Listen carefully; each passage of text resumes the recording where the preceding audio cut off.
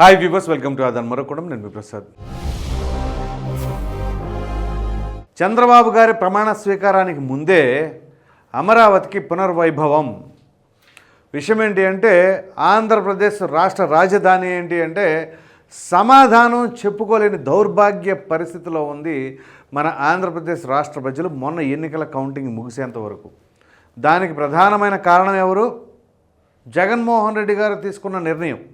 ఏదైతే 2014లో మరి ఆంధ్రప్రదేశ్ రాష్ట్రం విభజించబడిన తర్వాత మరి నూతన రాజధానిని నిర్మించుకోవాలి అని అప్పట్లో అధికారంలో ఉన్న తెలుగుదేశం పార్టీ ముఖ్యమంత్రి చంద్రబాబు నాయుడు గారు ఆయన ఏదైతే అమరావతి రాజధాని అని చెప్పేసి ప్రతిపాదించడం, దానికి అన్ని రాజకీయ పార్టీలు కూడా ఆమోదయోగ్యం తెలపడం అంతా బాగానే జరిగింది. ఇక ఈ క్రమంలో రైతులందరూ కూడా స్వచ్ఛందంగా వాళ్ళ యొక్క భూముల్ని ప్రభుత్వానికి అప్పచెప్పారు. సో దానికి ప్రతిఫలంగా డెవలప్మెంట్ చేసి ఇస్తామని చెప్పేసి బాబు గారు కూడా వాళ్ళకి అభయం ఇచ్చారు. సో అంతవరకు బాగానే ఉంది. సో సచివాలయం నిర్మించుకున్నాం, హైకోర్టు నిర్మించుకున్నాం, అసెంబ్లీలు నిర్మించుకున్నాం. సో ఇంక నిదానంగా ఒకదాని తర్వాత డెవలప్మెంట్ యాక్టివిటీస్ చేసుకుంటూ పోతూ ఉన్నాం. ఈ క్రమంలో ఊహించని విధంగా 2019 ఎన్నికల్లో జగన్మోహన్ రెడ్డి గారు గెలుపొందారు. సరే, గెలుపొందారు. ప్రభుత్వం అనేది కంటిన్యూస్ ప్రాసెస్ కాబట్టి అమరావతి రాజధాని అలాగే కంటిన్యూ చేసుకుంటే ఎవ్వరు ఏమనేవాళ్ళు కాదు. కానీ జగన్మోహన్ రెడ్డి గారికి ఏంటి అంటే చంద్రబాబు నాయుడు గారి బ్రాండ్ అక్కడ కనపడుతుంది కాబట్టి అనే ఉద్దేశం మీదే ఎట్టి పరిస్థితుల్లో అమరావతి కాదు, ఇంకోటి రాజధాని కావాలి అనే ఉద్దేశాన్ని ఆయన మనసులో నింపుకొని కావాలని 3 రాజధానుల ప్రతిపాదన తీసుకొచ్చి ఈ విధంగా అమరావతిని నాశనం చేశారు అని చెప్పేసి తెలుగుదేశం పార్టీ శ్రేణులతో పాటు అమరావతి రైతులు కూడా అనేక పర్యాయాలు మాట్లాడిన సంగతి మనందరికీ తెలిసిందే. ఈ క్రమంలో జగన్మోహన్ రెడ్డి గారు ఆయన తీసుకున్న నిర్ణయం కావచ్చు 3 రాజధానుల ప్రతిపాదన అని. మరో ప్రక్కన అదే వైసీపీలోని మాజీ మంత్రి సీనియర్ మోస్ట్ రాజకీయ నాయకులు బొత్స సత్యనారాయణ ఆయన ఏం చేశారు, అది శ్మశానంతో సమానం అని చెప్పేసి పోల్చేసి చివరికి నిజంగానే శ్మశానాన్ని చేసేసారు. ఆ విధంగా అసలు అమరావతి అంటే ఒక లైట్ వెలిగేది లేదు, చెట్లు పెరిగిపోయినాయి, రోడ్లన్నీ తవ్వేశారు, ఎక్కడికక్కడ నిర్మాణాలన్నీ ఆపేశారు. దానికి తగ్గట్టుగా ఇసుక కొరత, ఇంకో తగ్గట్టుగా రియల్ ఎస్టేట్ పడిపోవడం, అన్నీ ఒకదాని తర్వాత ఒకటి. దీని అంతటి కారణం ఎవరు? 2019 నుంచి 24 వరకు ఆ అధికారంలో ఉన్న జగన్మోహన్ రెడ్డి గారు ఆయన తీసుకున్న నిర్ణయాల వల్లనే. సో అమరావతిలో ఆ పొలాలు భూముల ధరలు కూడా డమాల్. ఓ పక్కన రియల్ ఎస్టేట్ పడిపోయింది, మరో ప్రక్కన రిజిస్ట్రేషన్ లేవు, రెవెన్యూ జనరేటింగ్ లేదు, మరలా దానికి తగ్గట్టుగా గొడవలు కొట్లాటలు. 3 రాజధానులను ఓ ప్రక్కన, అమరావతి రాజధాని కావాలని వాళ్ళ ఆందోళన, ఇట్లాంటివన్నీ కూడా జరిగినాయి. సో వీటన్నిటికీ చెక్ పెట్టాలి అంటే ఖచ్చితంగా మరలా చంద్రబాబు నాయుడు గారు రావాలి, అమరావతికి ఊపిరి పోయాలి అని చెప్పేసి అమరావతి రైతులు చాలా బలంగా కోరుకున్నారు. సో ఈ తరుణంలోనే మన అనూహ్య విజయాన్ని చంద్రబాబు నాయుడు గారికి సొంతం చేశారు. సో ఈ క్రమంలో చంద్రబాబు నాయుడు గారి ప్రమాణ స్వీకారం ఎల్లుండి అంటే 12వ తేదీన గన్నవరం సమీపంలో ఉన్న కేసరపల్లి ప్రాంతంలో జరగబోతూ ఉన్నది. సో దానికంటే ముందుగానే నిన్న మరి అమరావతి ప్రాంతంలో ఏదైతే జేసీబీలు కావచ్చు, ప్రొక్లైన్లు కావచ్చు, ఇవన్నీ కూడా అక్కడికి రావడం, సో వచ్చేసి ఆ చెట్లని మొత్తం కొట్టేయటం, మొత్తం సదును చేసేస్తున్నారు. ఇక ఎక్కడికక్కడ మరలా అమరావతి పూర్వం ఎలా ఉండేదో ఇప్పుడు అంతకంటే మెరుగ్గా మౌలిక సదుపాయాలు, ఇన్ఫ్రాస్ట్రక్చర్ డెవలప్మెంట్, అదేవిధంగా పెట్టుబడిదారులను తీసుకురావడం అనేది ఇదంతా కూడా ఖచ్చితంగా చేయబోతున్నారు. ముఖ్యంగా ఇక్కడ ఏంటి అంటే ప్రజలకు ఇచ్చిన హామీలు, ఈ హామీలు నెరవేర్చాలి అంటే ఖచ్చితంగా అవన్నీ సంక్షేమ పథకాలు, ఎంతో ఖర్చుతో కూడుకున్న పని. అంటే చాలా వరకు కూడా మనం ఆదాయం సృష్టించుకోవాల్సిందే. అప్పులు తీసుకొచ్చేసి గత ప్రభుత్వం లాగా ఏకాడికి బటన్ నొక్కుడు కార్యక్రమం అని చెప్పి సంక్షేమ పథకాలు ఇవ్వడం అనేది కాదు. చంద్రబాబు నాయుడు గారికి అంటే ఆయనకు ఒక విజన్ ఉంటుంది. ఖచ్చితంగా ఆ ఉద్దేశపరంగా ఆయన ఇప్పుడు అమరావతిని డెవలప్ చేసి ఆ విధంగా ఆ భూముల ద్వారానే రెవెన్యూ జనరేట్ చేయాలి అనే తన ఆలోచన అని చెప్పేసి గత ప్రభుత్వ హయాంలో అంటే ఆయన గత పరిపాలన అప్పుడే చెప్పడం జరిగింది.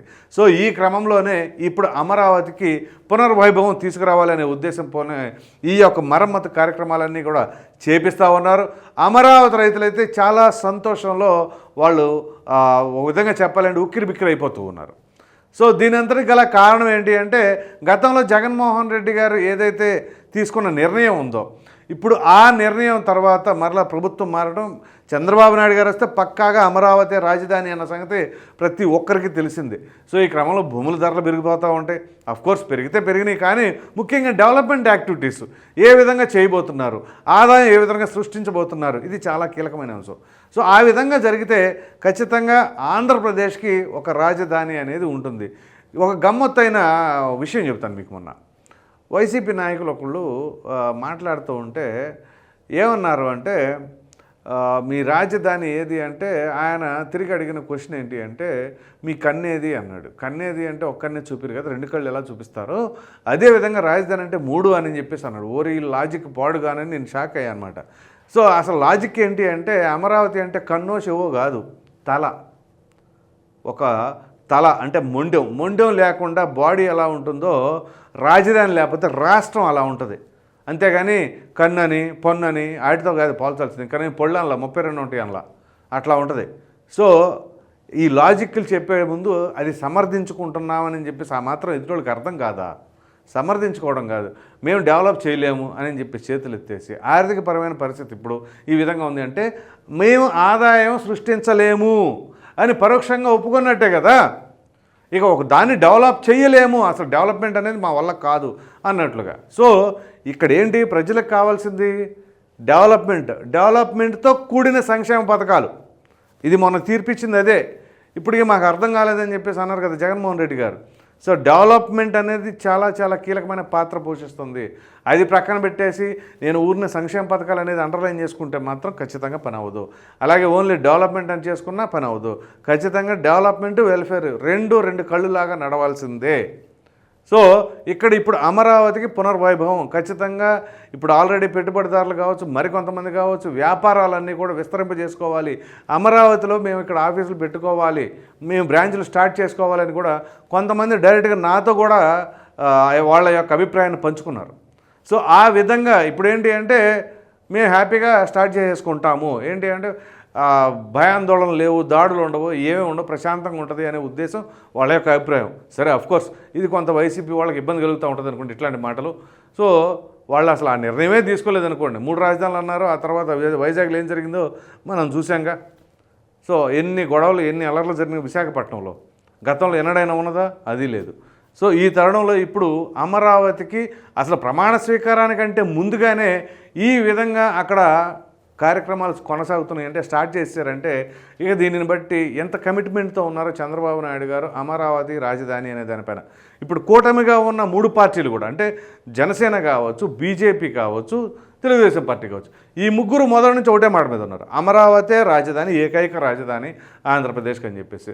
సో ఇప్పుడు ఈ ముగ్గురు కూడా కూటమిగా ఉన్నారు కాబట్టి ఖచ్చితంగా వాళ్ళు ఒకే మాట ఒకే బాట అనే విధానంలో పయనిస్తూ ఉన్నారు కనుక సో అమరావతిని ఖచ్చితంగా డెవలప్ చేసి తీరుతాం ఈ 5 ఏళ్లలో అనేది వాళ్ళ యొక్క పట్టుదల. సో ఇప్పుడు అమరావతి రైతులందరూ కూడా జై అమరావతి జై అమరావతి అంటూ వాళ్ళు సంబరాలు చేసుకుంటున్న పరిస్థితి అయితే కనిపిస్తూ ఉంది. ఇది మొత్తానికి పరిస్థితి. ఈ వీడియో కనుక మీకు నచ్చినట్లే లైక్ చేయండి, షేర్ చేయండి. అదేవిధంగా అమరావతిలో సాగుతున్న మరమ్మతు కార్యక్రమాలు అదంతా కూడా ప్రమాణ స్వీకారానికి ముందే. సో అమరావతి అనేది ఒక రాజధానే కాదు, తెలుగు ప్రజల ఆకాంక్ష, ఒక ఎమోషన్ అన్నదానిపైన మీ విలువైన అభిప్రాయాన్ని కామెంట్ రూపంలో ఖచ్చితంగా తెలియజేయండి. మరిన్ని వీడియోస్ కోసం మన ఆధార్ ఛానల్ని సబ్స్క్రైబ్ చేయడం మాత్రం మర్చిపోకండి. Thank you.